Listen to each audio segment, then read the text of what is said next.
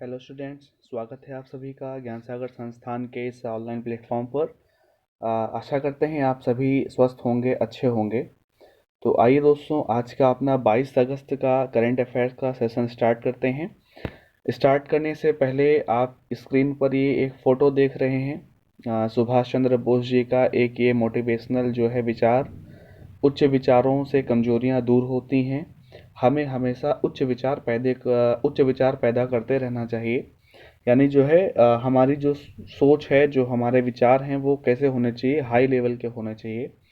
अगर हमारे थॉट्स जो हैं वो अच्छे उच्च भी होते हैं, उच्च विचार हमारे रहते हैं, तो हमारी कमजोरियां दूर होती हैं। ऐसा इनका कहना है, सुभाष चंद्र बोस जी का। तो बिल्कुल सही कहना है। और इसी के साथ हम लोग स्टार्ट करते हैं अपना आज का पहला प्रश्न। पहला प्रश्न लिखा हुआ है, पीएम नरेंद्र मोदी ने हाल ही में राष्ट्रीय डिजिटल स्वास्थ्य मिशन, ठीक है, पीएम मोदी ने हाल ही में राष्ट्रीय डिजिटल स्वास्थ्य मिशन को शुरू करने की घोषणा की है। उस नोडल एजेंसी का नाम बताइए जो एनडीएचएम को लागू करेगी। एनडीएचएम यानी कि नेशनल डिजिटल हेल्थ मिशन, ठीक है ना। तो यहाँ पर जो है 74वां स्वतंत्रता दिवस, ठीक है, 74वां स्वतंत्रता दिवस जब ये हुआ, इस बार 15 अगस्त को, हर बार 15 अगस्त को ही होता है, कोई नई बात नहीं है। तो जो 74th आपका जो इस बार का स्वतंत्रता दिवस था, उस समय पर उस दौरान मोदी जी ने घोषणा की थी नेशनल जो है वो डिजिटल हेल्थ मिशन की, एनडीएचएम को लागू करने की। तो यहाँ पर आपसे पूछ रहा है कि उस नोडल एजेंसी का नाम क्या है जो इसको लागू करेगी। ऑप्शन है यहाँ पर केंद्रीय औषधि प्रयोगशाला। ऑप्शन जो दूसरा है वो है ग्रामीण स्वास्थ्य प्रशिक्षण केंद्र। थर्ड ऑप्शन है रोग नियंत्रण के लिए राष्ट्रीय केंद्र। और चौथा है राष्ट्रीय स्वास्थ्य प्राधिकरण यानी कि नेशनल हेल्थ अथॉरिटी। ठीक है, तो इसका जो सही आंसर है वो आपका आंसर नंबर 4, ठीक है, यानी कि राष्ट्रीय स्वास्थ्य प्राधिकरण, ठीक है, नेशनल हेल्थ हेल्थ अथॉरिटी जो एनएचए है वो इसको लागू करेगी।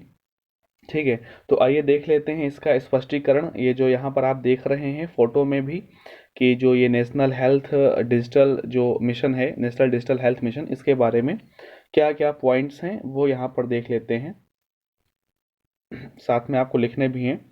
ठीक है, तो नरेंद्र मोदी जी ने जो है राष्ट्रीय डिजिटल स्वास्थ्य मिशन एनडीएचएम को शुरू करने की घोषणा की है, जिसके तहत प्रत्येक भारतीय को एक स्वास्थ्य आईडी मिलेगी। ठीक है ना।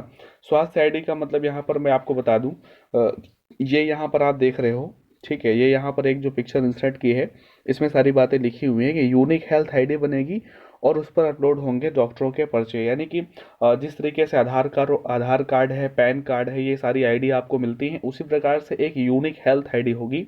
और उस आईडी पर क्या होंगे, अपलोड होंगे डॉक्टरों के पर्चे। इसका मतलब क्या है कि वो आपको यूनिक हेल्थ आईडी, जो हेल्थ कार्ड आपका बन जाएगा, उस कार्ड को लेकर आप जो, और ये स्वैच्छिक होगा। ठीक है, एक चीज़ आपको ये भी ध्यान रखना है, ये स्वेच्छा से होगा। आप नहीं बनवाना चाहते तो कोई आप पर जोर जबरदस्ती नहीं है, लेकिन आपके पास कार्ड है और आप हॉस्पिटल गए इलाज कराने के लिए, तो आपको क्या बीमारी है, आपको डॉक्टर ने कौन कौन सी दवाएं दी हैं, कितने डोज दिया है, ये सारा सब कुछ जो डेटा होगा वो उस हेल्थ की जो यूनिक आईडी होगी उस पर अपलोड करना होगा। हॉस्पिटल की जो अथॉरिटी होगी ये उसको ध्यान देना होगा। अगर किसी व्यक्ति का कार्ड बना हुआ है तो उस कार्ड पर उसकी सारी जानकारी अपलोड होनी चाहिए। उसे कब कौन सी बीमारी हुई, कब क्या उसका इलाज किया गया, किस डॉक्टर ने इलाज किया, क्या क्या, यानी कि एक पूरा डेटा। ठीक है, यहाँ पर जैसे आप देखो लिखा, सरकार के पास रहेगी आपकी हेल्थ कुंडली। ठीक है, पूरा डेटा रहेगा यहाँ पर। यहाँ पर एक पॉइंट और लिखा हुआ है कि फार्मेसी लैब रिपोर्ट से लेकर हर जानकारी आईडी से जोड़ दी जाएगी। ठीक है ना, यहाँ पर ये लिखा हुआ है कि हर जानकारी जोड़ दी जाएगी। और क्या लिखा हुआ है कि डॉक्टरों, अस्पतालों को अपलोड करनी होगी हर मेडिकल रिपोर्ट। सिस्टम में पारदर्शिता आएगी। गैर ज़रूरी दवाएं जो हैं वो डॉक्टर्स नहीं लिख सकेंगे आपको, क्योंकि उनको अपलोड भी करना है ना कि उन्होंने क्या क्या इलाज किया है, कौन कौन सी दवाएं दी हैं। तो ये इस एक व्यवस्था है, इसका नाम क्या है, राष्ट्रीय डिजिटल स्वास्थ्य मिशन। तो समझ में आ गया होगा आपको। इसके तहत एक हेल्थ यूनिट का एक यूनिक जो है वो हेल्थ आईडी बनेगी और उस पर ये सारा सब कुछ डेटा जो मैंने बताया अपलोड होगा। ठीक है, तो ये कार्य जो है किस मिशन के तहत हो रहा है, तो मैंने यहाँ पर आपको बताया कौन सा मिशन है, ये देखिएगा। ठीक है, इसे स्वास्थ्य प्राधिकरण एनएचए, ठीक है ना, जो एनएचए के माध्यम से इसको लागू किया जाएगा, जो कि आयुष्मान भारत प्रधानमंत्री जो जन आरोग्य योजना है उसके लिए भी कार्य करती है। यानी कि जो राष्ट्रीय हेल्थ जो प्राधिकरण है, स्वास्थ्य प्राधिकरण, वो आरोग्य योजना के लिए भी कार्य करता है और अभी ये राष्ट्रीय डिजिटल स्वास्थ्य मिशन के लिए भी कार्य करेगा। ठीक है, तो ये चीज़ें सारी आपको समझ में आ गई होंगी। और ये जो है अभी सरकार ने बोला हुआ है कि 6 केंद्र शासित प्रदेशों में 6 यूटीज़ यानी कि जो यूनियन टेरिटरीज़ हैं 6 उन्हीं में अभी इसको लागू कर किया जाएगा। कुल केंद्र शासित जो 8 प्रदेशों में से 6 में लॉन्च होगा।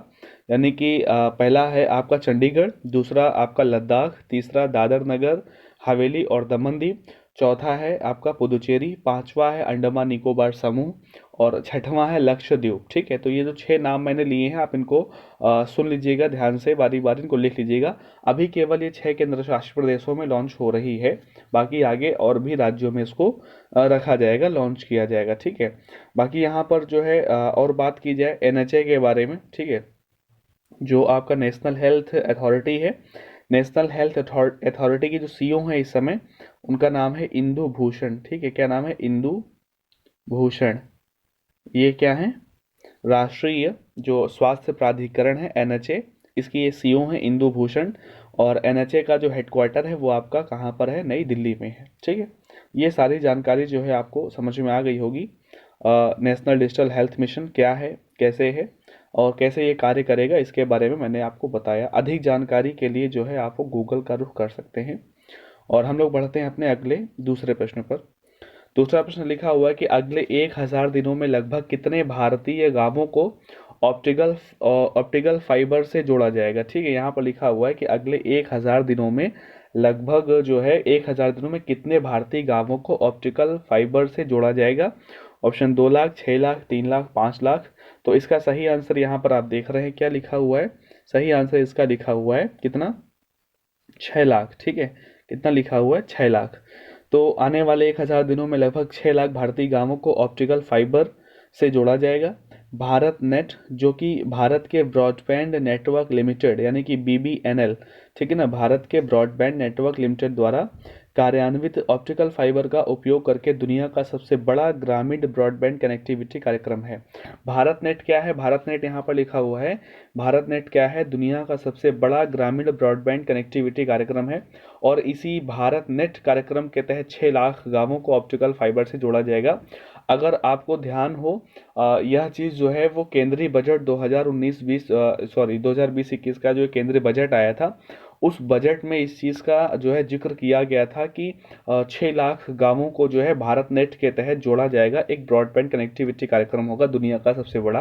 तो ये इसी चीज़ का अनाउंसमेंट जो है प्रधानमंत्री नरेंद्र मोदी जी ने अभी 74वें स्वतंत्रता दिवस के अवसर पर किया था। ठीक है, और अपने जो देश के नाम उनका संबोधन था, उसी संबोधन में इस चीज़ की घोषणा उन्होंने की थी कि लगभग 6 लाख भारतीय गांवों को लगभग 1000 दिनों में ऑप्टिकल फाइबर से जोड़ देंगे, जो कि भारत नेट कार्यक्रम के तहत ही सारा कार्यक्रम किया जाएगा। भारत नेट एक कार्यक्रम है और इसी के तहत ये सारा सब कुछ जो है लॉन्च किया जाएगा। ठीक है, तो समझ गए होंगे भी आप। तो अगले तीसरे प्रश्न पर चलते हैं। तीसरा प्रश्न यहाँ पर लिखा हुआ है कि प्रधानमंत्री मोदी ने कौन से जानवर के संरक्षण के लिए 10 साल लंबी परियोजना की घोषणा की है। ठीक है ना, यहाँ पर ऑप्शन में जो है नाम लिखे हैं और कौन से जानवर के लिए, उसके संरक्षण के लिए, उसके प्रोटेक्शन के लिए एक 10 साल लंबी परियोजना, एक ऐसा प्रोजेक्ट जो कि 10 साल तक के लिए है, वो किसके लिए लॉन्च हुआ है। भारतीय विशालकाय उड़न गिलहरी या फिर गांगेय डॉल्फिन। गांगेय डॉल्फिन को ही क्या बोलते हैं? गंगा डाल जो है ना, गंगा डॉल्फिन, तो इसी का नाम है गांगेय डॉल्फिन। ठीक है, ये चीज़ आपको ध्यान में रखनी है। और तीसरा है क्या लिखा है? तीसरा लिखा हुआ है डुगोंग और चौथे नंबर पर लिखा हुआ है लाल पांडा। तो इसका जो सही आंसर है वो है आपका कौन सा? ऑप्शन नंबर 2 यानी कि गांगेय डॉल्फिन। इसके बारे में देखते हैं। स्पष्टीकरण में लिखा हुआ है कि जिस तरीके से प्रोजेक्ट टाइगर और प्रोजेक्ट एलिफेंट को लॉन्च किया गया था, आपको ध्यान हो प्रोजेक्ट टाइगर के बारे में भी मैंने आपको बताया हुआ है और प्रोजेक्ट एलिफेंट के बारे में भी मैंने आपको बताया हुआ है। प्रोजेक्ट टाइगर जो है वो 1972 में लॉन्च हुआ था और प्रोजेक्ट एलिफेंट जो है वो 1992 में लॉन्च हुआ था, यानी कि 1992 में प्रोजेक्ट एलिफेंट और प्रोजेक्ट टाइगर 1972 में। तो उसी की तर्ज पर जो है मोदी जी ने प्रोजेक्ट डॉल्फिन की घोषणा की है। किस लिए की है? जो यानी कि गंगा में पाई जाने वाली डॉल्फिन है, यानी कि गांगेय डॉल्फिन। ठीक है ना, उसके संरक्षण के लिए ऐसा उन्होंने किया है। और जो गांगे डॉल्फिन है, यानी कि जो गंगा डॉल्फिन, सीधा आप इसका यही नाम बोलिएगा, गंगा डॉल्फिन। तो जो गंगा डॉल्फिन है उसको 2010 में राष्ट्रीय जलीय प्रजाति का जीव घोषित किया गया था। यानी जलीय प्रजाति का राष्ट्रीय जीव जो है वो क्या है, गंगा डॉल्फिन। 2010 में इसकी घोषणा की गई थी। और यह परियोजना किसके नेतृत्व में काम करेगी, तो केंद्रीय पर्यावरण, वन एवं जलवायु परिवर्तन मंत्री हैं जो श्री प्रकाश केशव जावड़ेकर, इनका पूरा नाम है प्रकाश केशव जावड़ेकर। तो इन्हीं के नेतृत्व में योजना 10 साल तक के लिए कार्य करेगी।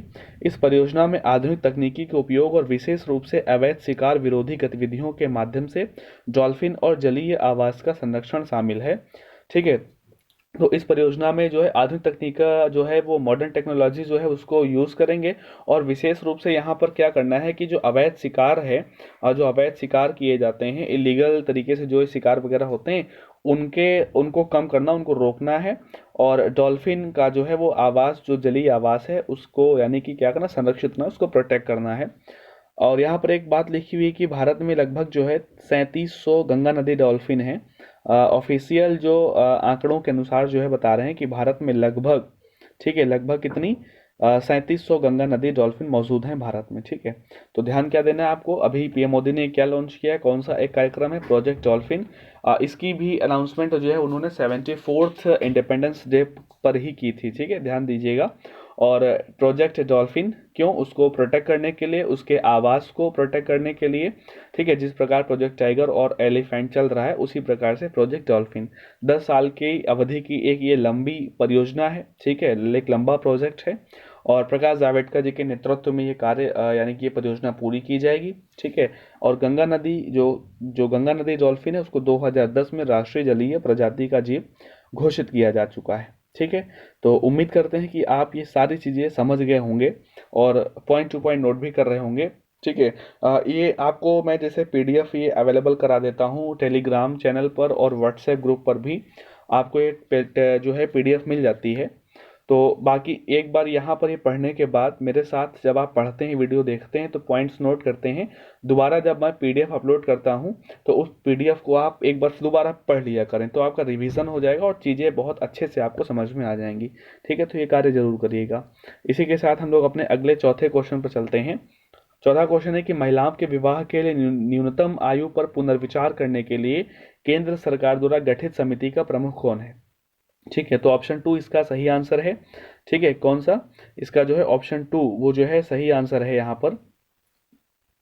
कौन, जया जेटली। ठीक है, तो केंद्र सरकार ने जया जेटली की अध्यक्षता में एक समिति का गठन किया है। और समिति का काम क्या होगा कि महिलाओं की शादी करने की जो न्यूनतम उम्र है, जो मिनिमम एज है, उस पर पुनर्विचार किया जा सके। क्योंकि सरकार का मानना है कि महिलाओं के लिए स्वरोजगार और रोजगार के समान अवसरों पर इस पर यानी कि ज़्यादा जोर दिया जा सकेगा। ठीक है ना, तो वही उसका जो ध्यान केंद्रित है सरकार का, महिलाओं के लिए स्वरोजगार और रोजगार के समान अवसरों की ओर सरकार का ध्यान केंद्रित है।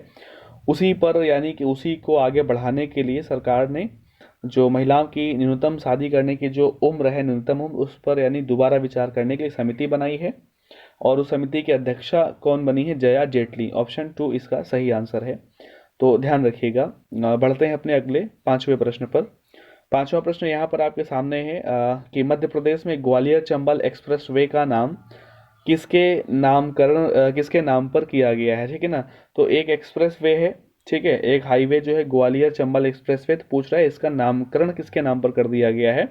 तो यहाँ पर 4 ऑप्शन है, सुषमा स्वराज जी, अरुण जेटली, अटल बिहारी वाजपेयी जी, मनोहर पर्रिकर जी। तो इसका जो सही आंसर है वो आप देख रहे हैं कौन है, अटल बिहारी वाजपेयी जी। ठीक है, ऑप्शन 3 इसका सही आंसर है, अटल बिहारी वाजपेयी जी।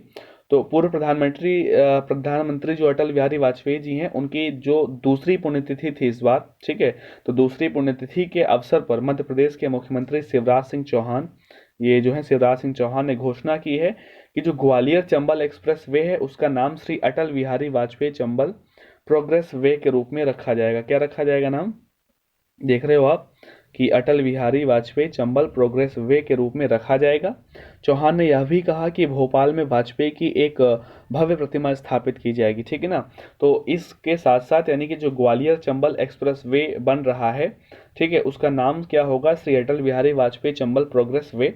ठीक है। और ये अटल जी की दूसरी पुण्यतिथि के अवसर पर ये घोषणा मुख्यमंत्री जो है शिवराज सिंह चौहान जी ने की हुई है, ध्यान दीजिएगा। ठीक है। और यहाँ पर जो ये हाईवे जो बनाने की बात कर रहे हैं जो शिवराज सिंह चौहान, ठीक है ना, ये जो हाईवे होगा ये जो है एमपी और राजस्थान को यानी कि चंबल क्षेत्र के बीहड़ों से जोड़ेगा।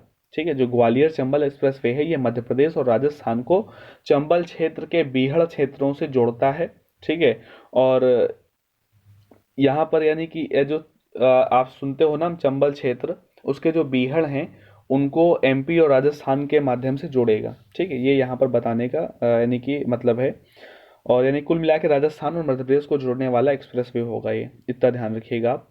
और मध्य प्रदेश के सीएम देख ही रहे हैं आप कौन है, तो शिवराज सिंह चौहान ये मध्य प्रदेश के क्या है, सीएम हैं। और मध्य प्रदेश में जो है नेशनल पार्क वगैरह मैंने आपको बता दिए हैं, कई बार बताए हुए हैं।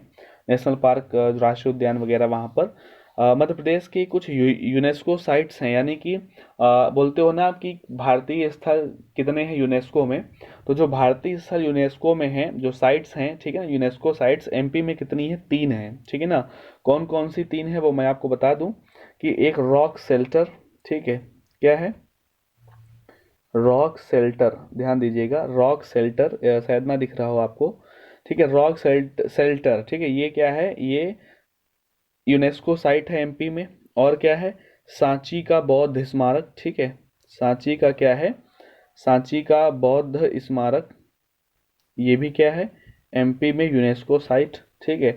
और इसके अलावा एक जो और साइट है वो क्या है, खजुराहो के स्मारक, ठीक है ना, खजुराहो नाम आपने सुना है मध्य प्रदेश में, तो खजुराहो समूह के जो स्मारक हैं वो, और सांची का बौद्ध स्मारक तथा भीम बेटका का रॉक शेल्टर, ये 3 यूनेस्को साइट्स हैं मध्य प्रदेश में। ठीक है, मध्य प्रदेश में 3 यूनेस्को साइट्स हैं, तीनों के नाम बताए मैंने आपको, ध्यान रखिएगा। और ये प्रश्न जो है इसको लिख लीजिएगा यहाँ पर कि कौन से एक्सप्रेसवे का नाम अटल बिहारी वाजपेयी जी के नाम पर किया गया। पहले एक्सप्रेसवे का नाम लिखेगा, फिर उसका नामकरण किसके नाम पर, अटल बिहारी वाजपेयी जी के नाम पर हुआ है।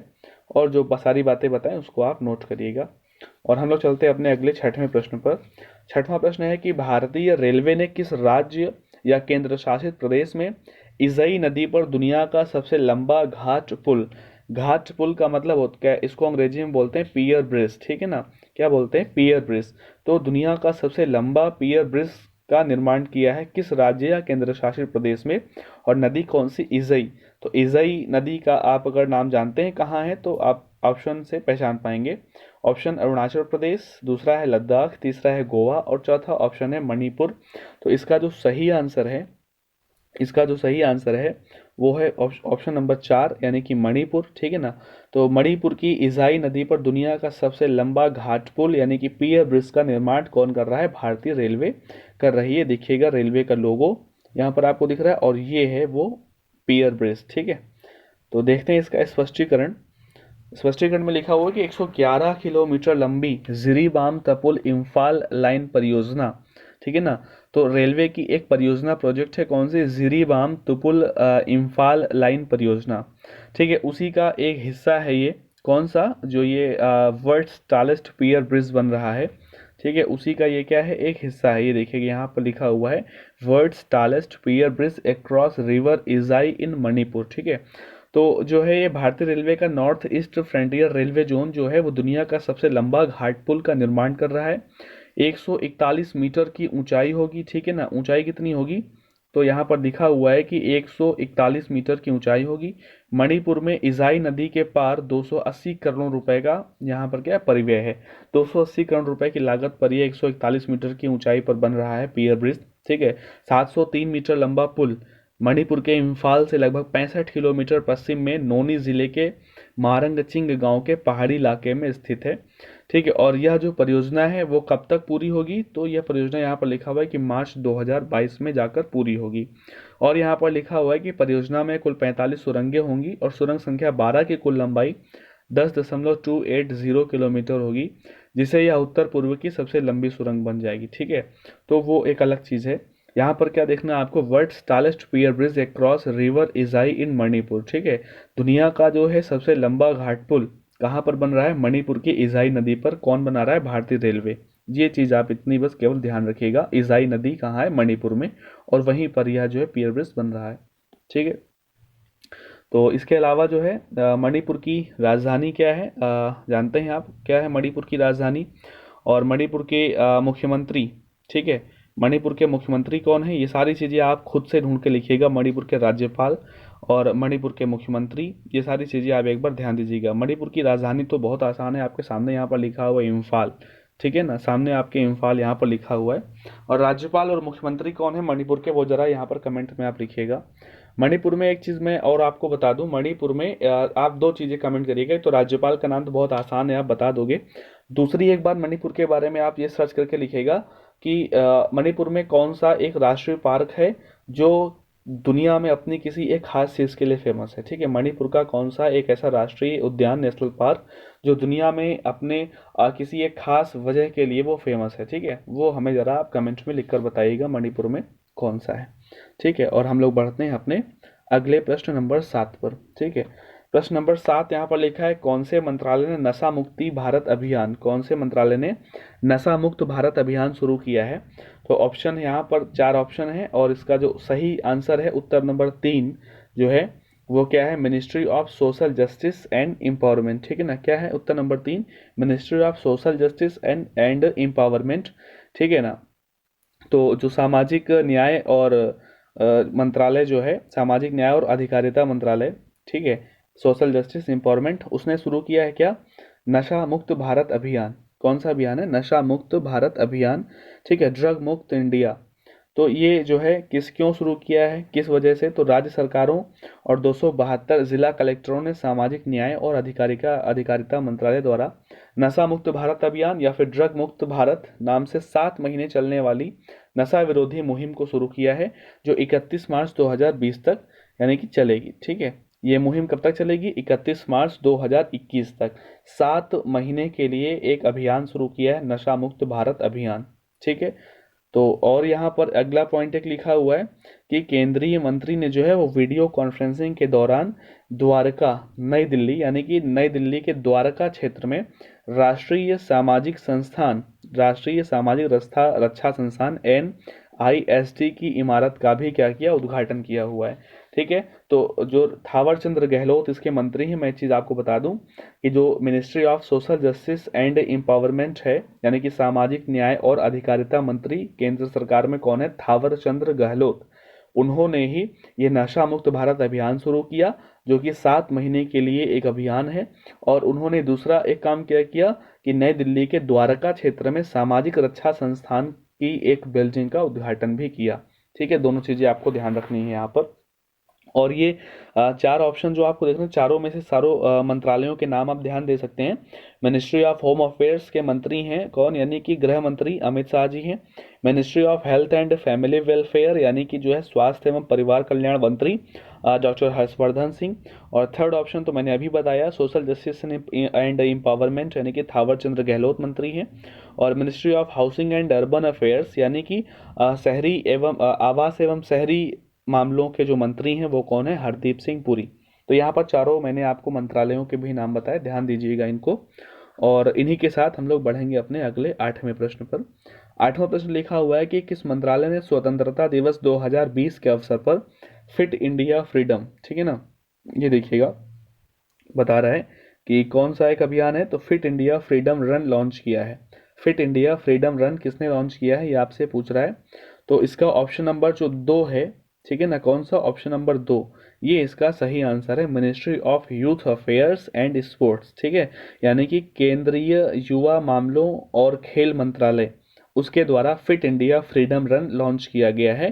जिसके मंत्री कौन है? ये यहाँ पर आपके सामने लिखा हुआ है, केंद्रीय युवा मामले और खेल मंत्री श्री किरण रिजिजू ने एक ऑनलाइन कार्यक्रम के माध्यम से 15 अगस्त यानी कि 74वें स्वतंत्रता दिवस से 2 अक्टूबर यानी कि महात्मा गांधी की 151वीं जयंती तक देशव्यापी कार्यक्रम fit India freedom run launch किया। ठीक है, ये देखिएगा, तो यानी कि एक देशव्यापी कार्यक्रम है फिट इंडिया फ्रीडम रन, ठीक है, जो कि कब से कब तक के लिए है, 15 अगस्त 2020 से 2 अक्टूबर 2020 तक के लिए इन्होंने ये लॉन्च किया है।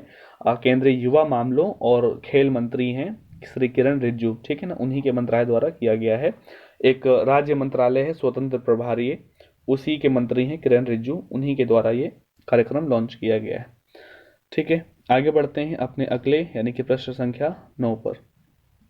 प्रश्न 9 में लिखा हुआ है कि किस राज्य सरकार ने स्कूली छात्रों के लिए पढ़ाई तुहार पैरा योजना शुरू की है। ठीक है ना, योजना का नाम क्या है यहाँ पर दे रहे हैं, पढ़ाई तुहार पैरा योजना। ठीक है, ऑप्शन 1 छत्तीसगढ़, ऑप्शन 2 है हरियाणा, तीसरा ऑप्शन है पंजाब, चौथा ऑप्शन है पश्चिम बंगाल।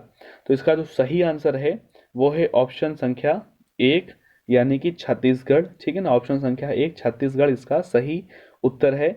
पढ़ाई तुहार पैरा योजना किस सरकार ने शुरू की है, छत्तीसगढ़ ने। ठीक है, ये फोटो आप यहाँ पर देख रहे हैं, इसका मतलब मैं समझाऊंगा आपको। आगे बढ़ते हैं स्पष्टीकरण में। ठीक है, तो छत्तीसगढ़ के जो मुख्यमंत्री हैं, ये मुख्यमंत्री जी आप देख रहे हैं, छत्तीसगढ़ के सीएम कौन है, भूपेश बघेल।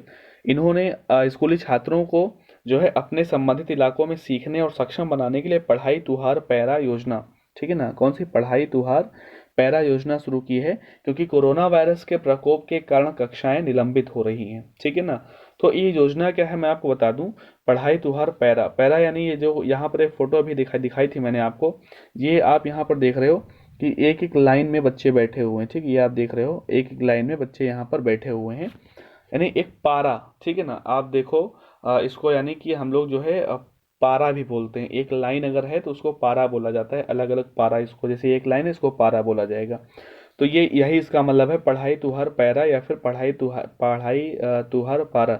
ठीक है, तो स्कूल तो खुल नहीं रहे हैं, कक्षा निलंबित हो रही हैं, लेकिन छत्तीसगढ़ की सरकार ने ये योजना शुरू की है कि गांवों में जो है बच्चे, गांव में ही एक ऐसी सुरक्षित जगह, और वो सुरक्षित जगह शिक्षक तय करेंगे, शिक्षक गांव में जाएगा और कुछ यानी कि बच्चे, जैसे गांव में ज़्यादा बच्चे हैं तो 2-3 शिक्षक जाएंगे, अलग अलग वो कक्षा लगाएंगे वहाँ पर, और इसी तरीके से एक पैरा में यानी कि उचित दूरी बनाते हुए एक अलग अलग पैरा बनाकर बच्चों को बिठा के उनके गांव में ही जाके उनको पढ़ाना। ठीक है, इस योजना का नाम है पढ़ाई तुहार पैरा योजना। ठीक है, तो और वो सुरक्षित जगह होनी चाहिए, ठीक है ना, और उचित दूरी बनाकर बच्चों को बिठाना होगा। स्कूल नहीं, बच्चों के गांवों में ही जाकर ऐसा कार्यक्रम संचालित किया जाएगा।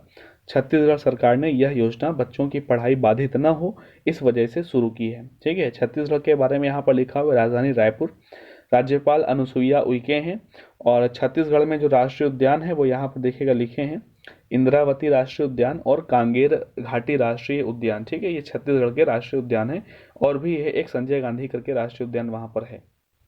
ठीक, और स्थापना वगैरह छत्तीसगढ़ की, बाकी सारी चीज़ें मैंने आपको कई बार बता रखी, पिछले वीडियो में ही छत्तीसगढ़ के बारे में बताया था। तो आगे बढ़ते हैं अपने अगले प्रश्न संख्या 10 पर। प्रश्न संख्या 10 में लिखा हुआ है कि किस बैंक ने डिजिटल बैंकिंग को बढ़ावा देने के लिए डिजिटल जो है APN अभियान शुरू किया हुआ है। ये अभियान का नाम यहाँ पर आप देख रहे हो, अभियान का नाम यहाँ पर लिखा है वह डिजिटल जो है वो अपना येन अभियान। ठीक है, इसको कुछ भी आप उच्चारण करके पढ़ सकते हैं, स्पेलिंग पर आपको ध्यान देना है।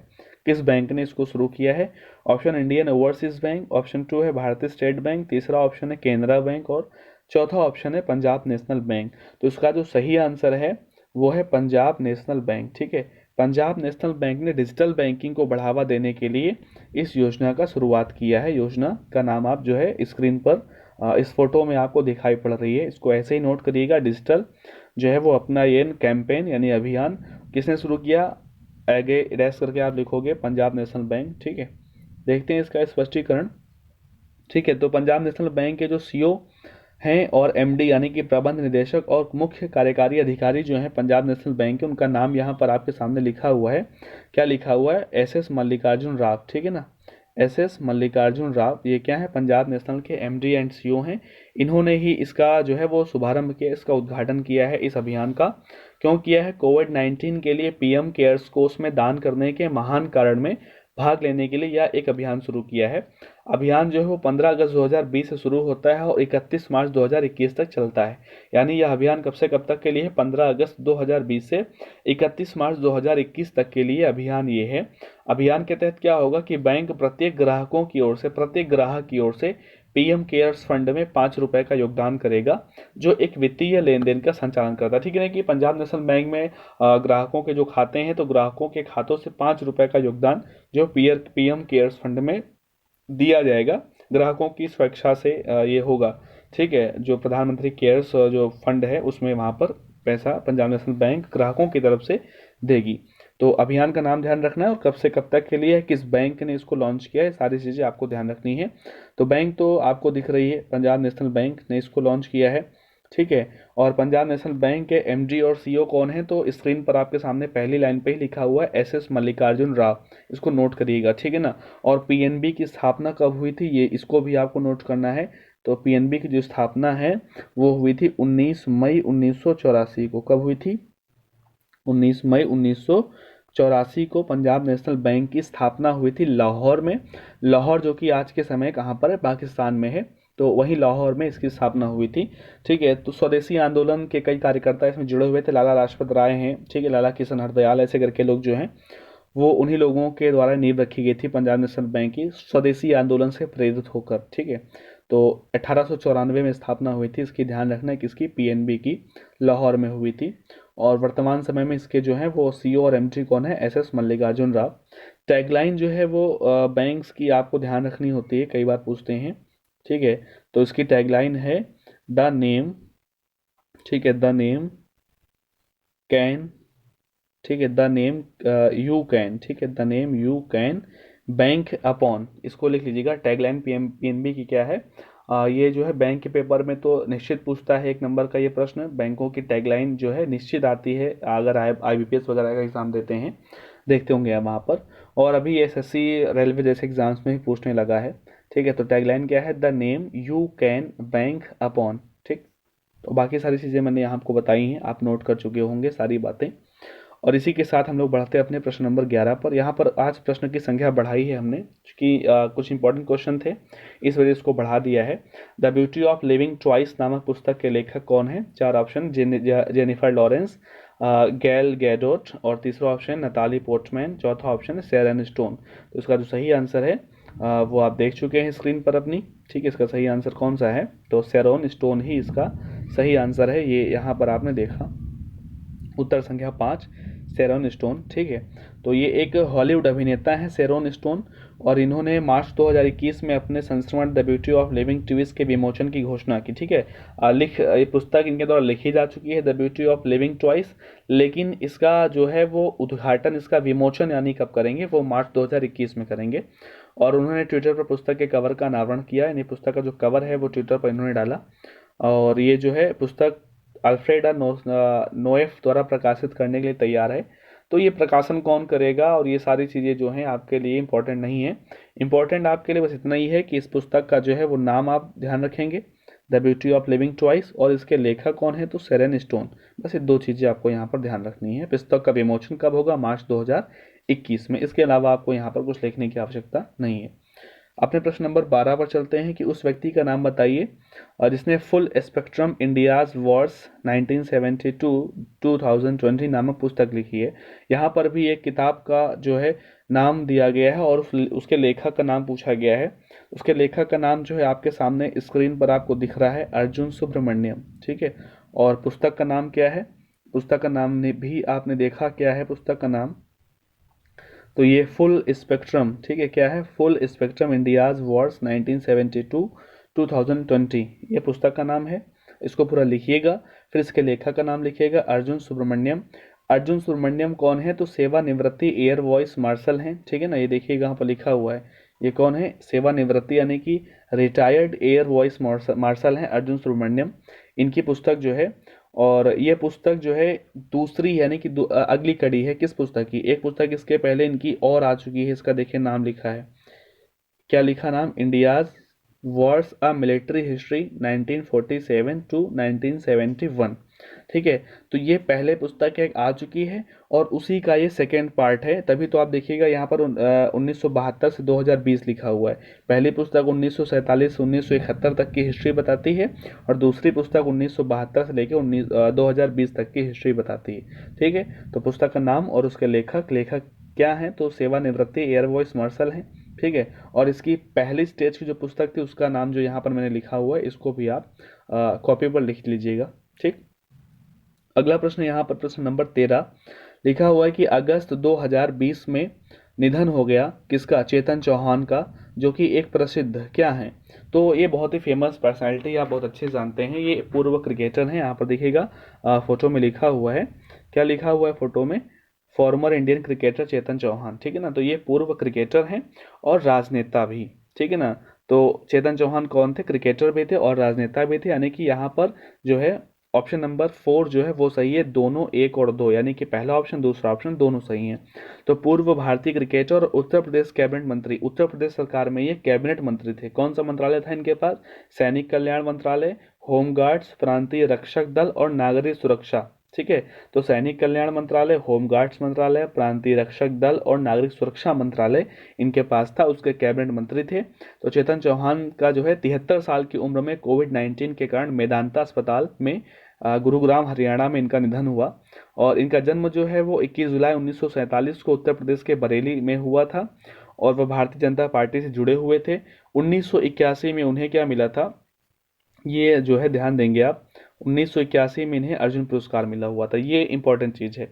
आपसे प्रश्न में पूछ पूछ ऐसे प्रश्न आपसे पूछ देता है कि 13 अगस्त 2020 को चेतन चौहान का निधन हुआ, बताइएगा कि चेतन चौहान को किस वर्ष अर्जुन पुरस्कार प्राप्त हुआ था।